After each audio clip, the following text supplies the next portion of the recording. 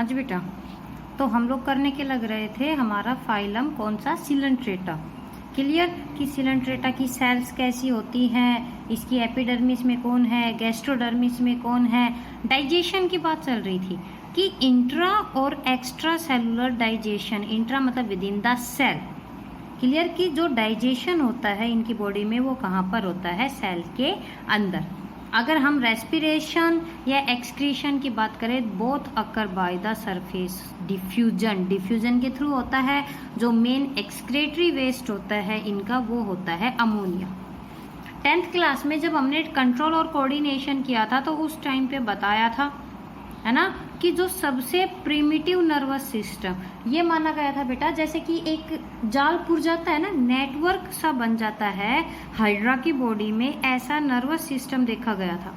Primitive का मतलब होता है प्राचीन, सबसे पुराना। माना जाता है कि जो सबसे प्रिमिटिव फॉर्म देखी गई थी नर्वस सिस्टम की वो कहाँ पर देखी गई थी, सबसे पहले इन्हीं सिलेंट्रेट्स के अंदर।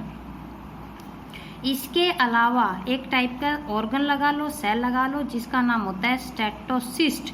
अगर हम स्टेटोसिस्ट की बात करें, जैसे हमारे जो ईयर रहते हैं वो इक्विलिब्रियम बैलेंस का काम करते हैं ना, कितनी एयर को अंदर ले जाना है, कितनी को नहीं ले जाना।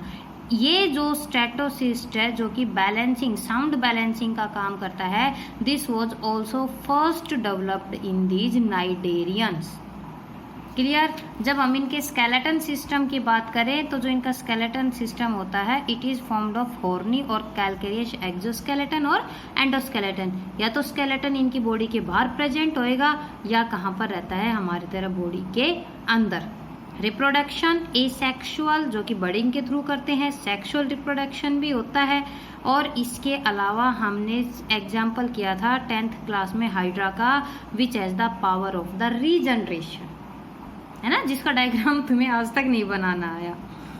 नेक्स्ट आता है बेटा डेवलपमेंट। डायरेक्ट और इनडायरेक्ट दोनों डेवलपमेंट है। वो ये है कि इनकी जो लार्वल फॉर्म्स है उनके नाम याद करना बहुत जरूरी। देखो ओबेलिया एक एग्जाम्पल, एक सिलेंट्रेट होता है जिसके लार्वा का नाम है प्लैन्यूला। इन ऑरेलिया, प्लैन्यूला, स्काइफोस्टिमा और एफीरा। ठीक है, एक तो जो ओबेलिया रहता है उसके लार्वा का भी नाम क्या है, प्लैनुला। एक ओरेलिया जिसको कि जेलीफिश के नाम से जानते हैं, उसके लार्वा को प्लैनुला, स्काइफोसिटोमा या एफीरा के नाम से भी जानते हैं। क्लियर। अब बात आती है मेटाजेनेसिस, यानी कि इनकी डेवलपमेंट की। ओबेलिया की जब बात करेंगे, मैंने इनकी कॉलोनी बताई थी ना, पॉलिप मेडुसा, याद है, जैसे कि हमारे अंदर होती है मेल, फीमेल, ट्रांसजेंडर।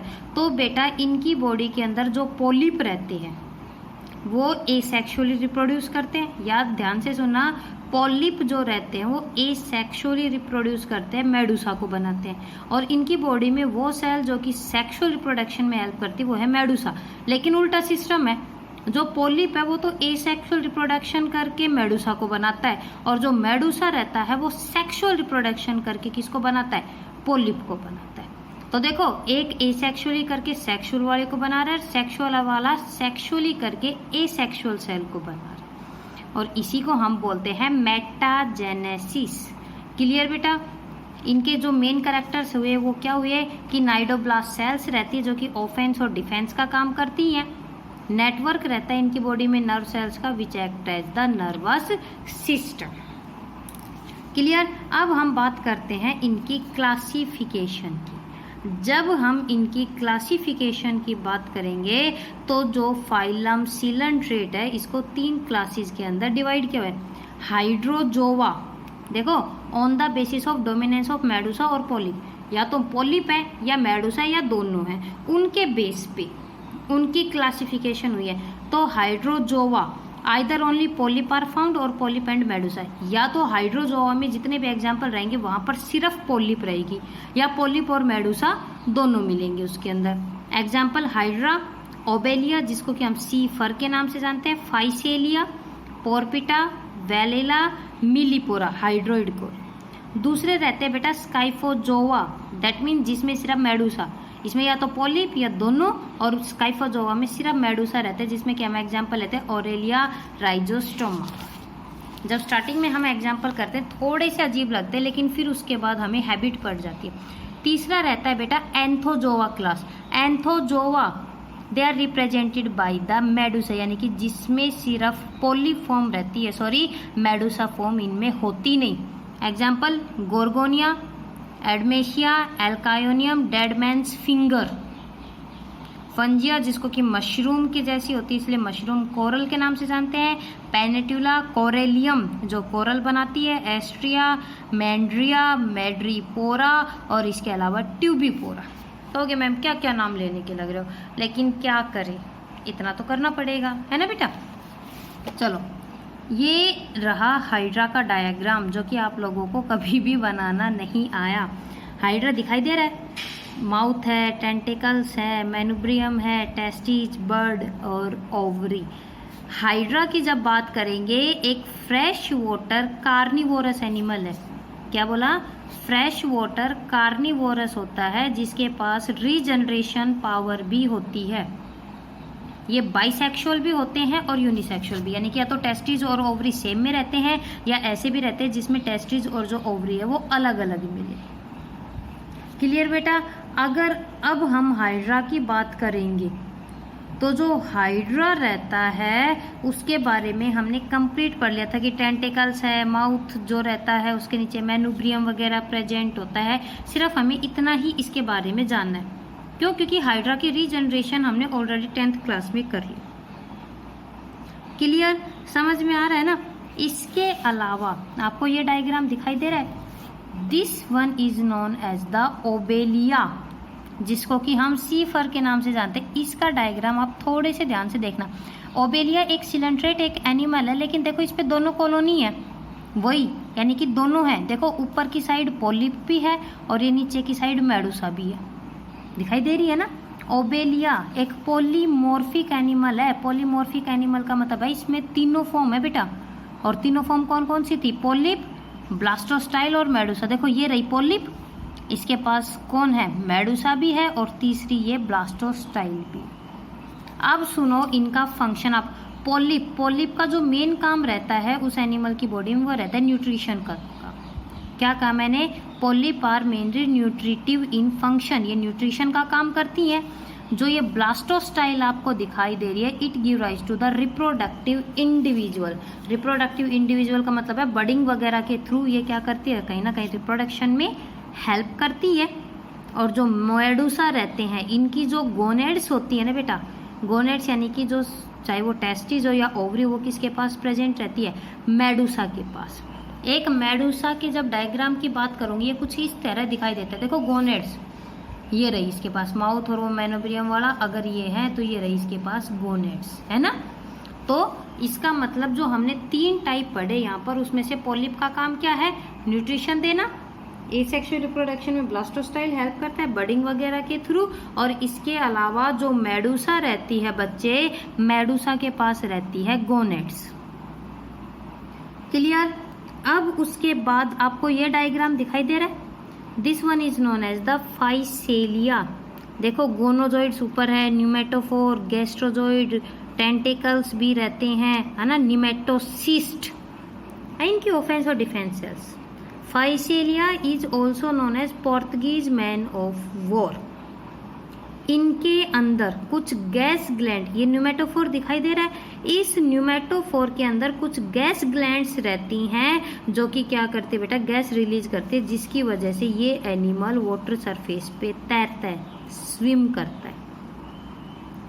इसमें भी पॉलीमॉर्फिज्म है, पॉलीमॉर्फिक मतलब 2 से ज्यादा फॉर्म है, डिवीजन ऑफ लेबर है। डिवीजन ऑफ लेबर हर किसी का अपना अपना काम है। तो देखो जब आप इस न्यूमेटोफोर के नीचे देखोगे, है ना, तो इसमें आपको कई सारे जॉइड्स और टेंटिकल, ZOOIDS, गोनोजोइड्स, गैस्ट्रोजोइड्स, डक्टाइलोजोइड्स, जॉइड्स, और इसके अलावा हमें टेंटिकल्स दिखाई दे रहे, कुछ सिंपल टेंटिकल, कुछ ऐसे टेंटिकल जिनके ऊपर क्या है, निमेटोसिस्ट। तो देखो डक्टाइलोजोइड्स, ढूंढो डक्टाइलोजोइड्स का है, ये रहा। They help to catch the food.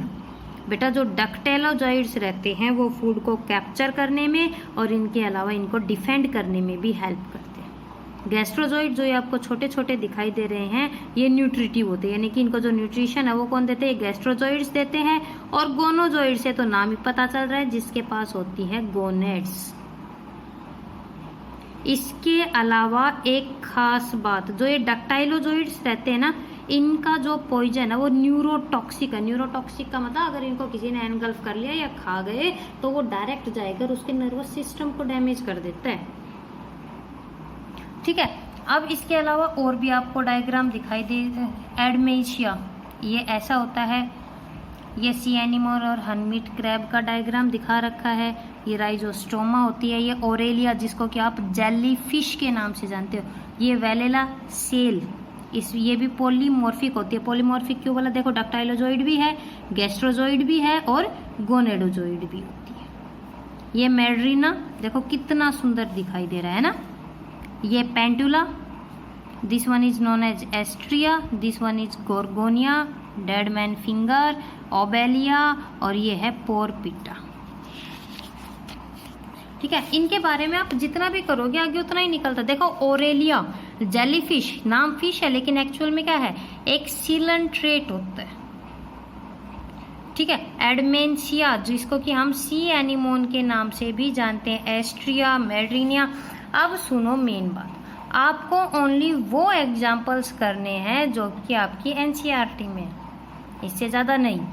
हाँ, इंटरेस्ट हो तो उन सारों को पढ़ लेना, बाकी बस इनकी ओनली डिस्क्रिप्शन दे रखी है। जैसे कि जो एस्ट्रिया रहती है वो कोरेलाइट वगैरह को बनाती है। गोर्गोनिया सी फैन के नाम से हम उसको जानते हैं। पेंटुलिना सी पैन या सी फैदर के नाम से हम जिसको जानते हैं। क्योंकि यहाँ पर सिलेंट्रेट में एक तो इनकी सेल्स और दूसरा मेन काम है जो पॉलिप और जो मेडुसा के बीच में डिफरेंस है, आप लोगों को ये करना है, ये बिल्कुल भी नहीं छोड़ना। ठीक है बेटा, अब उसके बाद में जो तीसरा फाइलम आता है वो आता है टीनोफोरा। टीनोफोरा और सिलेंट्रेट के जितने भी कैरेक्टर हैं लगभग सब सिमिलर है। कैसे? बाइरेडियल सिमेट्री है, ये भी डिप्लोब्लास्टिक है, टिश्यू लेवल रहता है। ठीक है, अपेंडेजेस है भी और नहीं भी है। उसी की तरह एपिडर्मिस भी है, गैस्ट्रोडर्मिस भी है, मीजोग्लिया जो बीच में प्रेजेंट होती है। सिर्फ एक फर्क आता है, जैसे हमारी कंघी के ऊपर वो टिथ होते हैं ना, सिमिलर वे में इनके पास भी कोम्ब के जैसी 8, ठीक है ध्यान से सुनना, कोम्ब के जैसी 8 सीलियरी प्लेट्स रहती है जिनको कि हम बोलते हैं कोम्ब प्लेट्स, जो कि इनकी स्विमिंग वगैरह में या मूवमेंट में हेल्प करती है। और यही कारण है इस टीनोफोरा फाइलम को हम कोम्ब जेली, कंघी के जैसी जो जेली होती है उसके नाम से भी जानते हैं। अदरवाइज इनके जो कैरेक्टर्स रहेंगे वो सिमिलर रहेंगे। देखो कि इनका जो डाइजेस्टिव ट्रैक है वो कैसा है? इनकम्प्लीट है। स्केलेटल, सर्कुलेटरी, रेस्पिरेटरी, एक्सक्रेटरी कोई भी सिस्टम इनके पास होता नहीं है। सिलेंट्रेट्स की तरह इनका जो नर्वस सिस्टम है वो कैसा होता है? डिफ्यूज। इनके पास भी स्टेटोसिस्ट रहती है। मोनोसियस, हर्मेफ्रोडाइट होते हैं। External fertilisation. डेवलपमेंट में बात करेंगे तो इनके एग में रहता है योक। ठीक है, और आपको ये याद करना है, इसके ऊपर क्वेश्चन आता है क्या कि जो इनकी डेवलपमेंट होती है वो इनडायरेक्ट होती है और इनके लार्वा का नाम है सीडिपिड लार्वा। सबसे मेन है, आपको सिर्फ यहाँ पर सीडिपिड, और अगर हम सीडिपिड की बात करें तो ये डायग्राम दिखाई दे रहा है। This one is known as pleurobrachia. इस डायग्राम को हम क्या नाम देते हैं? Pleurobrachia, which is also known as the sea gooseberry. ये सिर्फ सेक्सुअली रिप्रोड्यूस करता है और इसी प्लूरोब्रैकिया का जो लार्वा है बेटा, this is known as the cydippid larva. ध्यान से देखना, यहाँ पर आपको एनाल पोर है ना, कोम्ब प्लेट्स भी दिखाई दे रही है, माउथ भी है, डिफेंड करने के लिए इनके पास क्या है? टेंटिकल्स है। And the animal is the hermaphrodite. Clear? तो ये थे हमारे 3 फाइलम। अब हम अगला जो फाइलम करेंगे वो करेंगे platyhelminth, which are known as the flatworms.